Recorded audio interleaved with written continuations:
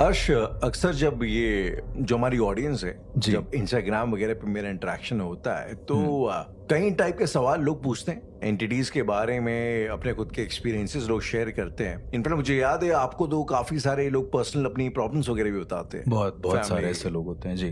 तो ऐसी एक बात है अर्श, हम लोग शायद एक बार लाइव कर रहे थे या शायद मैं कोई एक लाइव सेशन में था और एक ऑडियंस से क्वेश्चन आया कि सर ज्यादातर की जितनी बार आप कुछ पर्सनैलिटीज की बात करते हैं पैरानॉर्मल में, तो it's a very male dominated society है, it's a very male dominated community. मतलब जितने भी ज्यादातर के जो हीलर्स हैं या जो भी पैरानॉर्मल के एक्सपर्ट्स हैं, तांत्रिक हो गए। नॉर्मली तांत्रिक हैं, नॉर्मली ज्यादातर के लोग मेल हैं। अब हालांकि मैंने उसको काउंटर दिया कि अगर आप नोटिस करेंगे तो एंटिटीज ज्यादातर की फीमेल है, चाहे वो कर्ण पिशाचनी हो, डाकनी हो, आकनी हो या कोई भी हो। उसमें शक्ति प्रधान है एक तरीके से और इसमें पुरुष प्रधान है एक तरीके से। एग्जैक्टली, वो शक्ति प्रधान है और उसकी साधना करने वाले, जो उनके परसूट करने वाले ज्यादातर के लोग वो male पुरुष हैं। वो ज्यादातर के पुरुष है जी। बट इन सब के दौरान जो है मुझे I just came across a story, एक कहानी के बारे में मुझे पता लगा जी। इनफैक्ट मुझे याद है कि हर्ष आपने भी शायद ये बात जिक्र किया था कि जब बात हुई थी हरिश्चंद्र घाट की, और जो बनारस का हरिश्चंद्र जो घाट। बनारस का जो हरिश्चंद्र घाट है, जो वहाँ पे मसान होता है और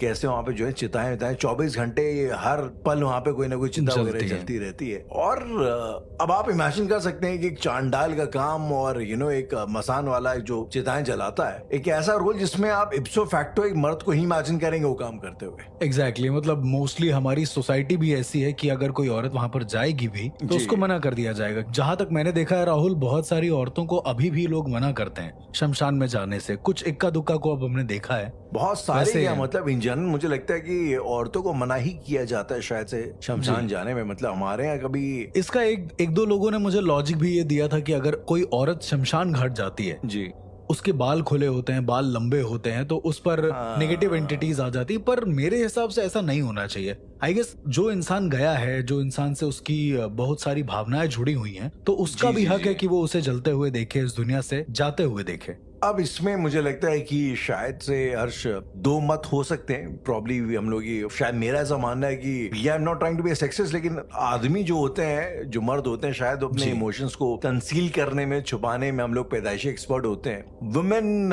नॉट सो मच। वुमेन, औरतें जो होती हैं, they like to express themselves. जी, उन्हें दोनों ही अपने में व्यस्त है। प्रॉब्ली शायद अगर शमशान में अगर कोई औरत जाएंगी तो शायद उनके लिए ये कुछ ज्यादा ही ट्रॉमेटिक हो सकता है। प्रॉब्ली एक आदमी शायद प्रैक्टिकलिटी उसकी। देखिए, दुनिया में ऐसे बहुत सारे एग्जाम्पल हैं जहां पर आज भी क्रिमेशन ग्राउंड में औरतें जा सकती हैं। मैंने देखा हुआ है औरतें जाते हुए। निगम बोध घाट है वहां पर दिल्ली में, वहां पर भी कुछ जगह चली जाती हैं, लेकिन प्रॉपर मैंने इसमें इन्वॉल्व बहुत कम लोगों को देखा है। बट शायद यही वजह है कि अब जो मैं जिस कहानी की तरफ आ रहा हूँ जी, शायद ये वजह है कि ये कहानी और ज्यादा इंटरेस्टिंग है। ये कहानी और ज्यादा इंस्पिरेशनल। तो आज आप कहानी सुनाने वाले हैं ऐसा? मैं कहानी सुनाने वाला हूँ। हाँ जी, बिल्कुल मैं कहानी सुनाने वाला हूँ। मैं बस एक पर्सनालिटी है जो वाकई मुझे बहुत ज्यादा, जिन्होंने इंस्पायर किया था जी, मैं बस उनका जिक्र करना चाहता हूँ। आई थिंक मुझे ऐसा लगता है कि उनको शायद जो उनकी ड्यू रिस्पेक्ट थी उनके जीवन काल में मिली नहीं। ओके। शायद लोग उनके ऊपर खाली मुद्दे बनाना और बातचीत करना, बस उतना ही कर पाए, उनके तह तक वो जा नहीं पाए। ओके। और ये पर्सनैलिटी थी अर्श महाराजिन बुआ की। महाराजिन बुआ जी, गुलाब तिवारी जी। गुलाब तिवारी। आई थॉट कि शायद आपको ये नाम पता होगा। महाराजिन बुआ इन्हें बोला जाता है जी। महाराजिन आई थिंक बिकॉज ये शायद नॉलेज में, जनरल नॉलेज में इकलौती है एक ऐसी फीमेल थी जो कि क्रिमेशन ग्राउंड पे चिताओं को संस्कार करती थी जी, संस्कार जो किया करती थी। ये इलाहाबाद के रसूलाबाद घाट की महाजिन थी। और सुनने में अच्छा, लोगों को बड़ा अजीब लग रहा होगा कि एक कोई औरत है जो संस्कार कर रही है सबका। हाँ एग्जैक्टली। जब पहली बार मैंने इनकी डॉक्यूमेंट्री देखी थी तो मुझे बड़ा अजीब सा लगा था। इनफैक्ट मुझे याद आ रहा, अभी मुझे नाम याद नहीं, लेकिन एक तिहाड़ जेल की उससे पहले कोई मैंने एक स्टोरी सुनी थी जो कि एक फीमेल चांडाल थी जी। शायद आपने भी उनका, मुझे नाम याद नहीं आ रहा, लेकिन तो वो कहानी भी बड़ी इंटरेस्टिंग थी। और जब इवेंचुअली जब मैं इनके कहानी तक आया तो मुझे और ज्यादा क्यूरियोसिटी मतलब सर के पार हो गई। और ये जो क्रिमेशन करती थी रसूलाबाद घाट में, वो आमतौर पे लवारिस लाशों का होता था। तो वही मैं बोल रहा हूँ कि एक छोटे कॉन्टेक्स्ट के लिए जो हमारे लिसनर हैं उनको जरूर बताइए कि कौन है महाराजिन बुआ। राइट, तो जितनी मेरी मालूमात है, गुलाब तिवारी जिनको महाराजिन बुआ बोला जाता है, इनके फादर भी जो है रसूलाबाद घाट में क्रिमेशन का काम करते थे, लाशें वगैरह जलाते थे जी। और वहीं से इन्होंने भी जो है उनका काम शुरू किया। आई मीन काफी हार्ड लेडी थी, जितना मुझे पता है, मार्शल आर्ट्स वगैरह जानती थी। ओके। और आई मीन इनकी जो डॉक्यूमेंट्री, गाइस अगर आप लोगों ने, जो भी लिसनर्स हैं, मैं आपसे हाईली इंसिस्ट करूंगा कि यूट्यूब में भी अगर आप जाएंगे, महाराजिन बुआ को सर्च करेंगे, आई मीन जो फैसिनेटिंग था, जो मुझे लगा कि लोग जो उनके बताते थे कि यार वो उस एज में भी आके 70-80 की उनकी एज होगी जी, और लोग बताते हैं कि उनको जो है जब वो 40 की थी और जब वो 80 की हो गई, उन दोनों में वो 40 की ही लगती थी। मतलब जो लोग जो है उन्हें जानते थे, उन्होंने हमेशा उनको एक्टिव देखा। कैनवस के वो जूते पहनती थी और कैनवस के जूते पहन के एकदम फुर्ती से उधर जाके काम करती थी जी। तो मतलब कुल मिला ये कि even at that age she was as young as one can imagine. 12 लड़के लोग इनके अंडर काम करते थे। 70-80 साल में मार्शल आर्ट वगैरह जो है प्रैक्टिस करती थी और ये काम करती थी। मेरे हिसाब से मुझे लगता है जो कि बहुत ही अंडर अप्रिशिएटेड पुण्य काम है। एग्जैक्टली, लवारिस लाशों का संस्कार करने का जी। अब आप बताएंगे इनकी जो पैरानॉर्मल डायमेंशंस है वो क्या है? देखिए, बहुत सारे लोगों को ये पता है कि ये महाराजिन बुआ है और ऐसा करके, बट जब इनसे मिलना हुआ जी, मैं बताऊंगा नहीं कि कब मुलाकात हुई इनसे, कब क्या हुआ है, क्योंकि मैं उससे कॉन्फिडेंशियल ही रखना चाहता हूँ। ओके। पर जब मैंने इनको देखा था पहली बार, मुझे अपनी आंखों पर यकीन नहीं हुआ था राहुल। इलाहाबाद के उस रसूलाबाद घाट में वो नजारा मैं कभी नहीं भूलूंगा। मुझे आज भी याद है, वहां पर एक बच्चे की लाश पड़ी हुई थी। बच्चा करीब होगा 8 से 9 साल का। और उस बच्चे की लाश ऐसे ही लावारिस पड़ी हुई थी। तो 5-6 लड़के उस लाश को एक पेपर में और कपड़े से लपेटकर रसूलाबाद घाट ले गए। उस घाट पर ले जाने के बाद मैं क्या देखता हूँ कि उस घाट पर मैं बैठा हुआ था जी। वो लोग वहां पर बैठे और बड़ी अम्मा करके बोलने लगे। मुझे समझ में नहीं आया कि बड़ी अम्मा है कौन या फिर क्या हो रहा है, बट मैं देख रहा था उस नजारे को। तो मैंने देखा कि उन लोगों ने लाश को खोला है, प्रॉपर उसको नहलाया है गंगा जल से। थोड़ी देर बाद क्या देखता हूँ कि एक बढ़िया एक फिगर में ओल्ड लेडी आ रही है, और जैसे होता है ना कि प्रॉपर एक दबंग स्टाइल में चल कर आना, उस तरह से वो आती है और चिल्ला के कहने लगी, पानी कहाँ है, पानी लाओ। मतलब एकदम ऐसे उनका एक ऑरा था। और उसके बाद उसको प्रॉपर उन्होंने नहलाया है, उस लाश का प्रॉपर निरीक्षण किया है। देन खुद ही लकड़ी उठाकर लाई हैं, प्रॉपर लगाने लगी हैं। और उनके साथ 6-7 लोग और थे जो काम कर रहे थे, तो बाकी कामों में वो हाथ बटा रहे थे। देन उसके बाद उन्होंने बच्चे को वहां लिटाया है, प्रॉपर कपाल क्रिया करी है उसकी। जितनी भी क्रियाएं इंक्लूडेड होती हैं वो सारी की सारी क्रियाएं करी हैं, एंड एट द एंड उसकी बॉडी को जला दिया है। ये पूरे प्रोसेस में लगा था करीब आधा घंटा या पौन घंटे के आसपास। ज्यादा टाइम नहीं लगा उनको ये सब करने में, राइट, क्योंकि उन्होंने कोई मंत्र या फिर कुछ ऐसा पढ़ा नहीं। पर ये खत्म होने के बाद राहुल जो नजारा देखा वो और भी यूनिक था मेरे लिए, एक तरीके से खतरनाक नहीं बोल सकते हैं। ओके। इसके बाद देखा कुछ और 2-3 लाशें आई, उनको भी इन्होंने बोला कि इधर ले आओ, इधर ले आओ। और ये बुलाने के बाद कुछ पूछा है, फिर वो लाशें कहीं और लेके चले गए। तो जितनी भी लावारिस लाशें आ रही थी जी, उनको ये बुला रही थी और अपना खुद ही क्रिमेट कर रही थी उसको। आई मीन यार, मुझे लगता है कि यहाँ पे शायद ना 2 मिनट का पॉज लेके इस चीज को, ये जो महाराजिन बुआ करती थी, इसको अप्रिशिएट करना बहुत ज्यादा जरूरी है। आई मीन लोग जिंदा लोगों के साथ भलाई का काम करते हैं जी। आप बहुत सारे लोग करते हैं, वो चीज समझ में भी आती है। लेकिन आई मीन मुझे इससे कुछ याद आ रहा है Arshan, I really want to share that जी। ये दौर तब का जब लॉकडाउन लगा था, ये 2020-21 की बात है ना। आपको शायद कानपुर में भी शायद सेम हालात होंगे कि हद से ज्यादा लाशें हो गई थी। कोविड वाला, राइट, कोविड वाले लॉकडाउन की मैं बात कर रहा हूँ। मैं जहाँ पे रहता हूँ लखनऊ में, यहाँ पे हद से ज्यादा लाशें हो गई थी और भर गए थे घाट। और कई जगहों में ऐसा हो रहा था कि लोग जो है अपने सगे घर वालों को, जो कि अनफॉर्चुनेटली इस बीमारी में खत्म हो गए थे जी, उन्हें वो छूने को राजी नहीं थे। कोई उनका संस्कार करने के लिए राजी नहीं था। और तो ऐसे ही छोड़ जा रहे होंगे, ऐसे ही लोग जो है घाट के बाहर छोड़ के। कितनी दफा ऐसा हुआ कि लोग खाली घाट के बाहर छोड़ के चले गए, लावारिस लाश छोड़ के वहां पे जी। और वो एक ऐसा मोमेंट था मुझे रियलाइज हुआ कि हम शायद इस चीज को इतना अप्रिशिएट नहीं करते। लेकिन जो इंसान एक अदद जिंदगी रेस्पेक्टफुल, एक इज्जतदार तरीके से जिया है जी, शायद कितना मेरे हिसाब से कितना जरूरी है इसकी, उसका अगर सेंड ऑफ भी हो तो आई थिंक हर इंसान डिजर्व करता है कि ना एक उसका एक अच्छा सेंड ऑफ हो, जिस तरीके की वो इज्जतदार जिंदगी जिया है, एटलीस्ट उस हिसाब से। I agree Rahul. और दूसरा ये कि बहुत सारे लोग ये सोच रहे होंगे कि ये सारी चीजें पैरानॉर्मली कैसे कनेक्टेड हैं। एग्जैक्टली। पर महाराजिन बुआ थी कनेक्टेड। आपको लगता है? सिर्फ महाराजिन बुआ नहीं, एक और शांता देवी करके थी, वो हरिश्चंद्र Okay. घाट पर थी। वो भी Okay. लोगों का ऐसे ही संस्कार करती थी और शायद इनके बारे में किसी को नहीं पता है। और दूसरा ये कि कितनी भी लावारिस लाशें आ जाएं वहां पर, वो जी। उसका अंतिम संस्कार करे बिना जाती नहीं थी।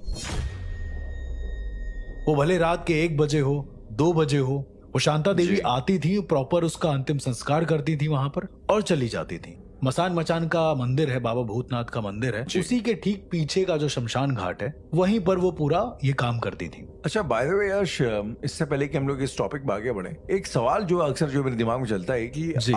हम लोग जो अक्सर बात करते हैं कि अगर किसी की असमय मृत्यु हो जाए, जी, एक्सीडेंट की वजह से हो, चाहे वो बीमारी की वजह से हो, या अगला सुसाइड कर ले, ऐसे में उसकी प्रोबेबिलिटी बहुत ज्यादा होती है कि उसकी सोल जो है वो एक एंटिटी में तब्दील हो जाए, तब्दील भूत हो बन जाता जाए, है। जी। जो भी है वगैरह बन जाए। लेकिन अगर ऐसा हो कि कोई इंसान है जो कि मरा हो एक नॉर्मल मौत, लाइक एक एज के बाद मौत, जी, लेकिन उसका अंतिम संस्कार ढंग से ना किया जाए, एग्जैक्टली। उसको लवारिस छोड़ दिया जाए, तो ऐसे हालात में पैरानॉर्मली उस पर क्या इफेक्ट पड़ता है? ऐसे हालात में क्या होता है कि कभी कभी कुछ केसेस में ये हुआ है राहुल कि वो इंसान जिंदा होकर वापस आ गया है। क्या?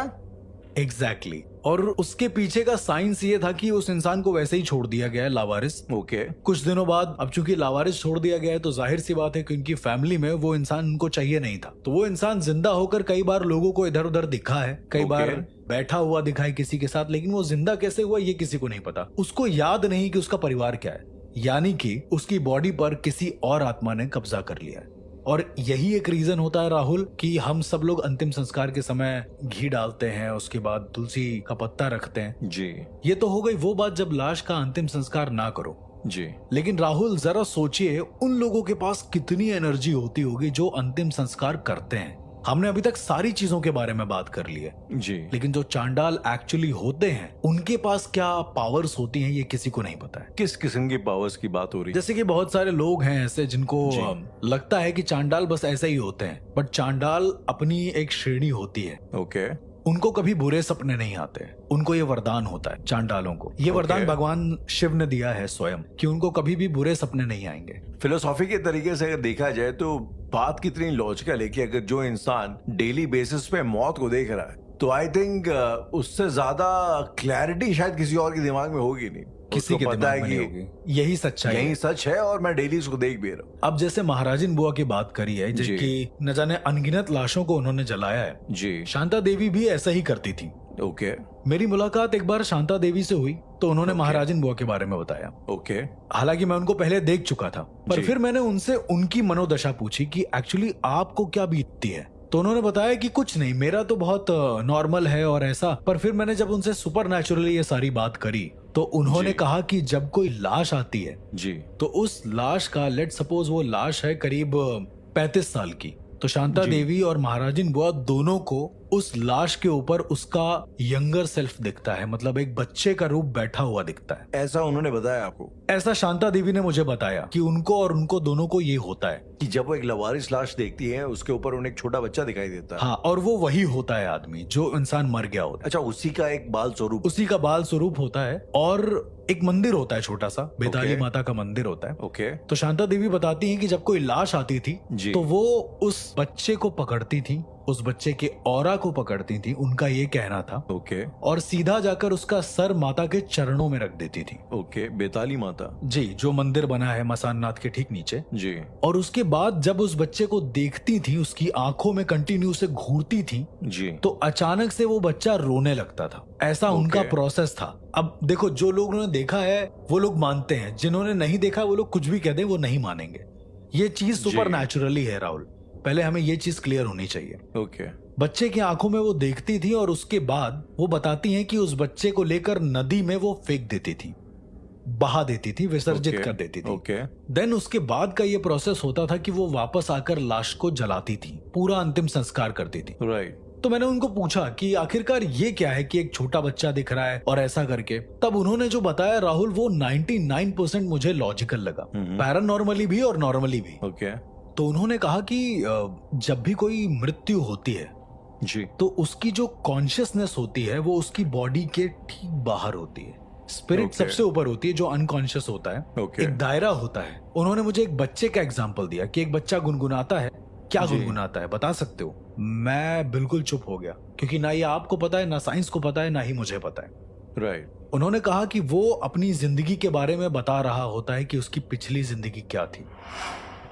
देन उन्होंने बोला कि वही कॉन्शियसनेस जो समाज से मिलने के बाद चली जाती है जी।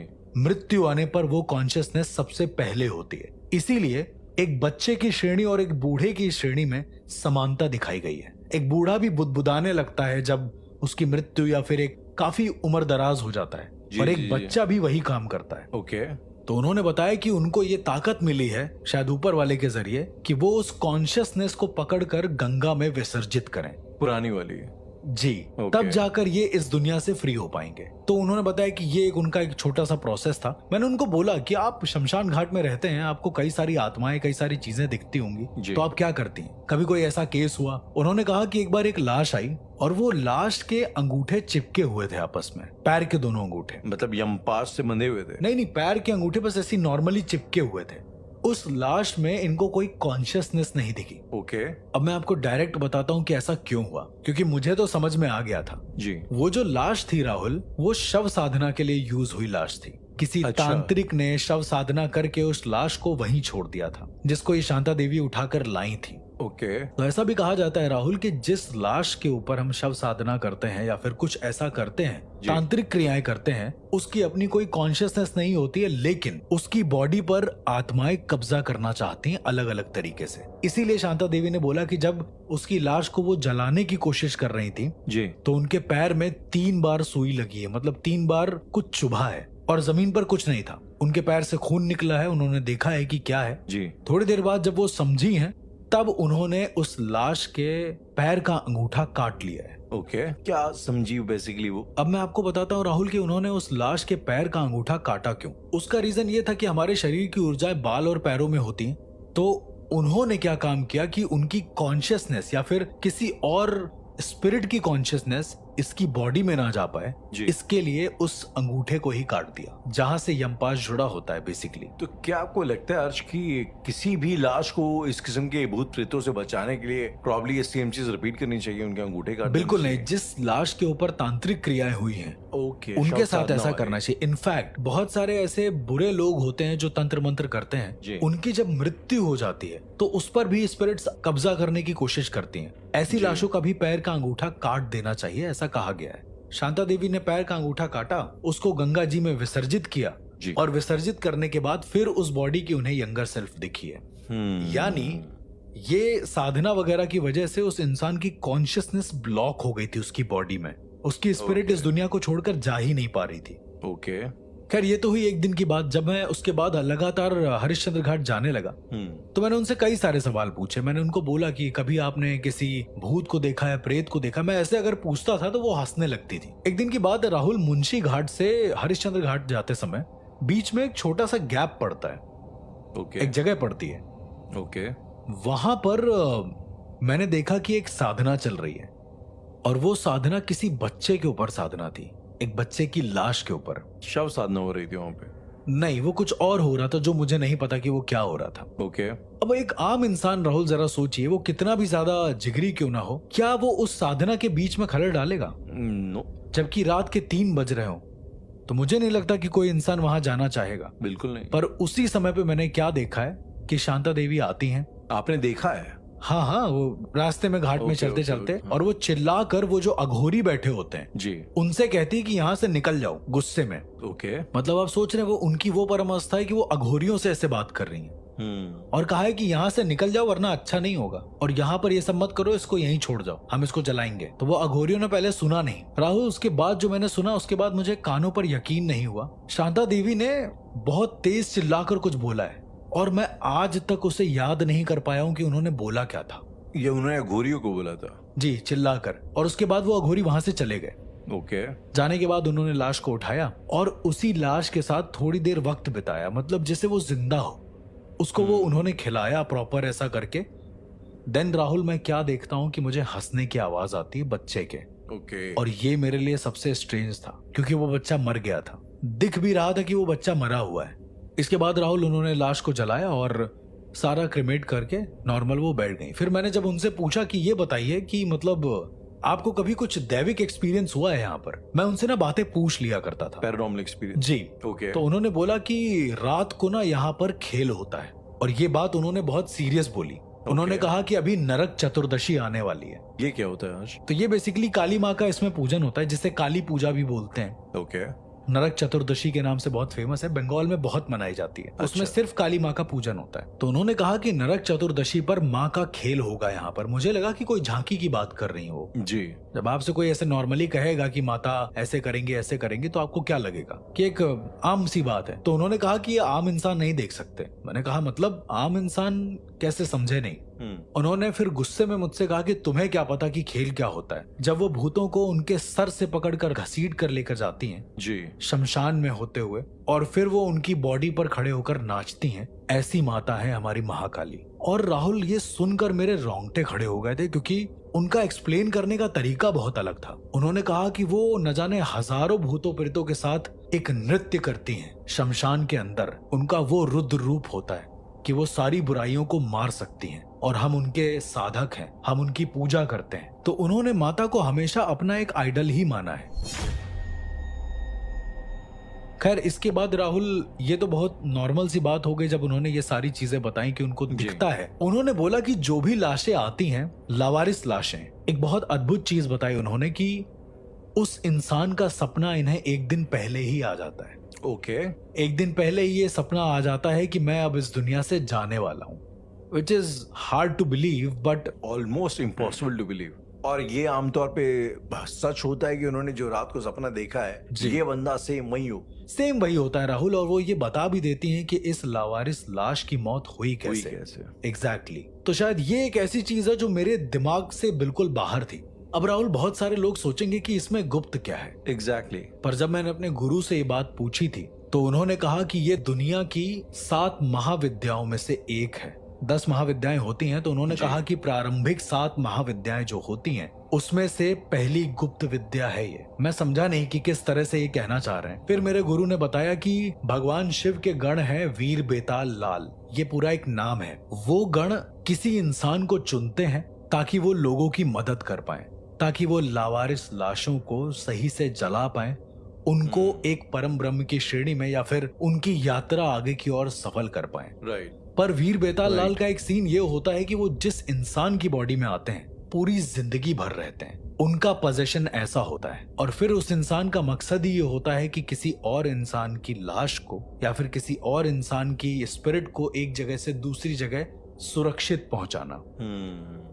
तो ये जितनी भी अभी हम लोगों ने बात करी है, शायद मेरी नजर में ये गुप्त विद्या ही है, वरना इतना स्ट्रॉन्ग कोई भी नहीं हो सकता बचपन से कि वो लगातार लाशों का अंतिम संस्कार कर रहा हो, बिना खाए पिए, बिना कुछ करे। तो ये एक चीज थी जो मैंने आपके साथ शेयर करी, और मैंने कई लोगों को देखा है ऐसे। अर्श, ये कभी कभी आपको ऐसा लगता है कि जैसे उन्होंने बातें कहानियां सुनाई कि वो जी एक उनका बेबी फॉर्म इकबाल स्वरूप आके लाशों का उनके ऊपर आके बैठ जाता है, और माता उन्हें उठा के ले जाती हैं, और क्या कहते हैं, जो भी खेल होता है, जो भी बेसिकली उनकी जबान स्टोरी उनकी थी, जो उनकी स्टोरी रखता है। तो क्या आपको अंदर से ऐसी कभी फील नहीं आती कि यार काश ऐसी कोई शक्ति होती, कोई तंत्र होता आपके पास जी, कि आप उनके ख्यालों में जाके उनके थॉट्स को आप पढ़ पाते, देख पाते, किसी भी इंसान के, मतलब तो ये कितना बड़ा एडवांटेज होता। राहुल, जब हम बात करते हैं गुप्त विद्याओं की, तो हमारे शरीर की जितनी कलाएं होती हैं, खाना पीना, हंसना रोना बोलना, कहा जाता है कि जो गुप्त विद्याएं होती हैं वो सारी कलाओं में तुमको निपुण बना देती हैं। ओके।